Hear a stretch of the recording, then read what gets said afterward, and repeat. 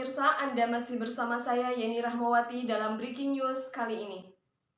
Seorang guru pesantren di Jawa Barat memperkosa 12 santriwati. Tindakan bejat terdakwa dilakukan sejak tahun 2016 hingga tahun 2021.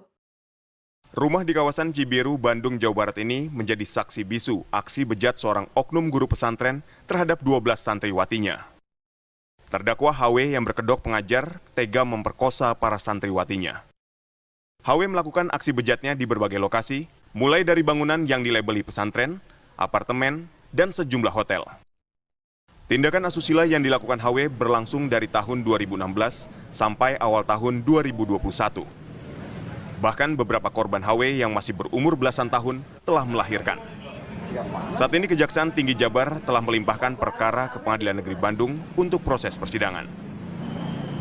Perkara terjadi, jadi tindak pidana tersebut terjadi sekitar tahun 2016 sampai 2021. Awal 2021. Yang melibatkan atau menjadi korban itu ada 12 orang anak. Jadi waktu kejadian semuanya masih anak. Pelakunya tadi sudah saya sampaikan, ya. Inisialnya adalah HW yang sehari-harinya berprofesi sebagai guru. Guru apa? Guru apa, Pak? Guru terkait dengan agama ada di semacam pesantren yang ada di wilayah Kota Bandung. Sementara itu, Gubernur Jawa Barat Ridwan Kamil meminta HW ditindak tegas dan dihukum seberat-beratnya. Dia sudah minta ke Pak Kapolda untuk segera diusut dan dihukum seberat-beratnya. Dan sudah ada pendampingan dari DP3 AKB ya, dari unit kerja untuk perlindungan anak yang sudah kami tugaskan juga, dan kami titip kepada para bupati wali kota untuk terus memonitor kegiatan-kegiatan di wilayahnya masing-masing supaya hal seperti ini tidak terulang. Atas perbuatannya, HW yang merupakan tenaga pendidik didakwa melanggar Undang-Undang Perlindungan Anak dengan ancaman hukuman 20 tahun penjara. Dari Bandung, Jawa Barat, Asep Barbara, TV One, mengabarkan. Kepolisian daerah Jawa Barat membenarkan tengah menangani kasus dugaan pencabulan yang dilakukan oleh guru atau pengajar di pesantren kawasan Cibiru, Kota Bandung, Jawa Barat. Polda Jabar tidak merilis kasus tersebut dengan alasan mengantisipasi dampak sosial dan psikologis bagi anak yang menjadi korban pelecehan. Ada laporan terkait ada pencabulan yang dilakukan oleh salah satu dosen pengajar di pesantren yang ada di daerah Cibiru terhadap anak-anak santrinya yang berusia masih belasan tahun.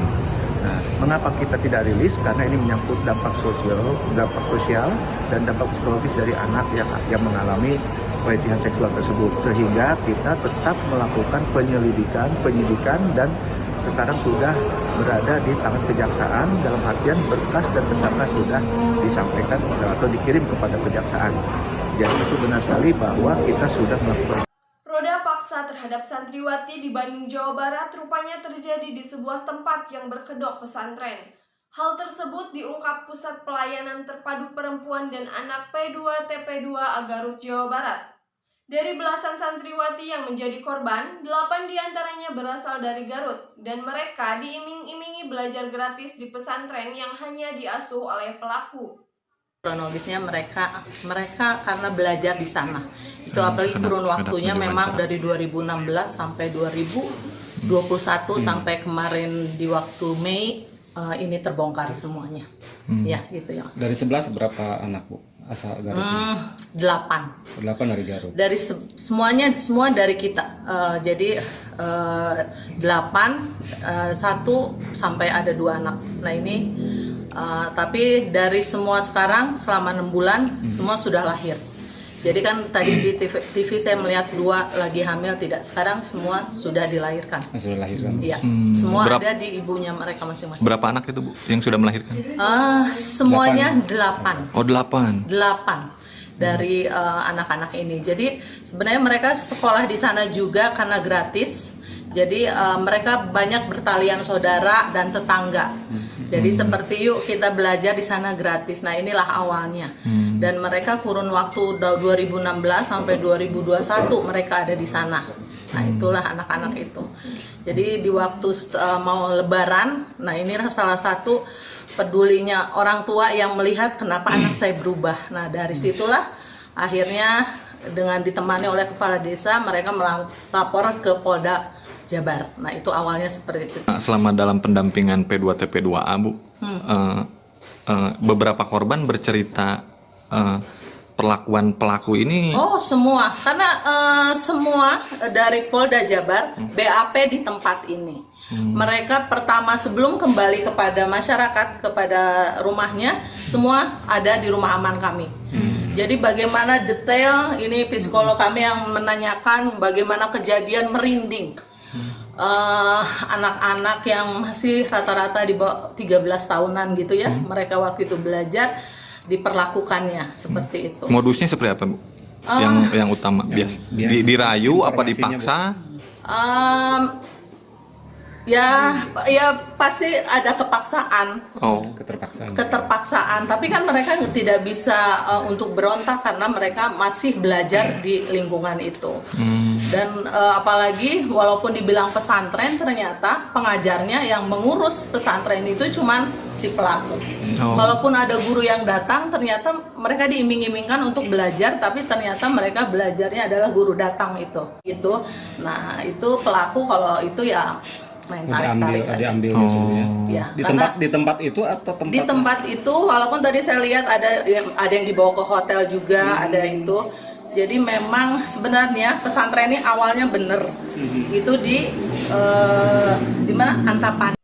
Sementara itu, Ketua RT tempat tinggal terdakwa kasus pemerkosaan santriwati menyatakan kerap melihat sejumlah santriwati keluar masuk ke kediaman pelaku.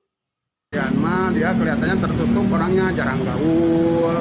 Kadang-kadang kalau saya temui ke rumahnya kayak susah lah, anak-anaknya juga tertutup.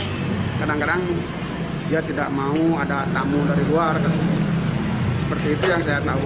Dia memang tidur di sini.